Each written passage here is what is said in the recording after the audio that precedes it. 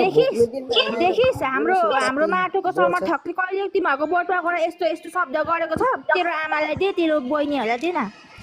यस्तो हो क्या जुनले आफ्नो आमालाई आफ्नो दिदी बहिनीलाई पनि बाँकी त राख्दिनस् होला हौ अब यो लडाइँ भनेको दुई गीताको लडाइँ हुँदैछ आफैले अब चिन्नु पर्यो जय जय गर्ने एक लाइनमा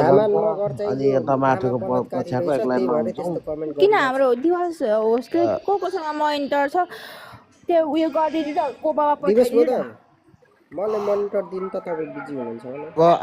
अब चाहिँ आफ्नै हाम्रै मान्छेहरू लात्ता लात्ताले ठोक्ने बेला भयो है यिनीहरू यसलाई म यो जयमान मगर त पनि त्यहीबाट जन्मेको बस्छ कुत्ता मगरहरू त भेडा हुन्छ भन्थ्यो हो रहेछ होइन भेडाहरूलाई पनि नदोषौँ कि तर यिनीहरूलाई जो हाम्रो अनुहारको छ यिनीहरूलाई लत्ताले दिनुपर्छ यिनीहरूलाई त्यस्तो कमेन्ट लेख्छ त ढेर भएको भने काटेर फ्याल्दे नत्र अनि तेरो आमालाई दे तेरो दिदी यिनीहरूले राजनीति बुझेकै छैन क्या कसरी खेल खेलिरहेछ कसलाई चाहिँ यहाँनिर सघाउँदैछ भन्ने कुरो थाहा नै छैन क्या यिनीहरूले थाहा भएको भाइ यिनीहरू आएर यस्तो थोरै न बोल्थ्यो खाडीमा बाँच्छ के खाडीमा बसेर राडी बोल्ने के राडी पाल्ने तेरो दिमागले देख भन्दैन बुझिस् कुत्ता ए मगर सुन तेरो कुरा बुझिस् नि मगर खाडीमा बसेर राडी पाल्ने तेरो दिमागले देख यो मुला त्यत्रो जेन्जी मर्दाखेरि केही होइन चासो नै नदिने मान्छेले कसरी जनता बचाउँछ र कसरी देश बनाउँछ यसले विश्वास कसैले गर्नुपर्ने अवस्था छैन के अनि त्यहाँनिर युवाहरू सबै त्यहाँनिर घुमेको छ फेरि यार लुसीको ठगहरू साला के अरे पश्चिममा मासु भात खाएर पैसा तिर्नु नसकेर लखेटेको थाहा छैन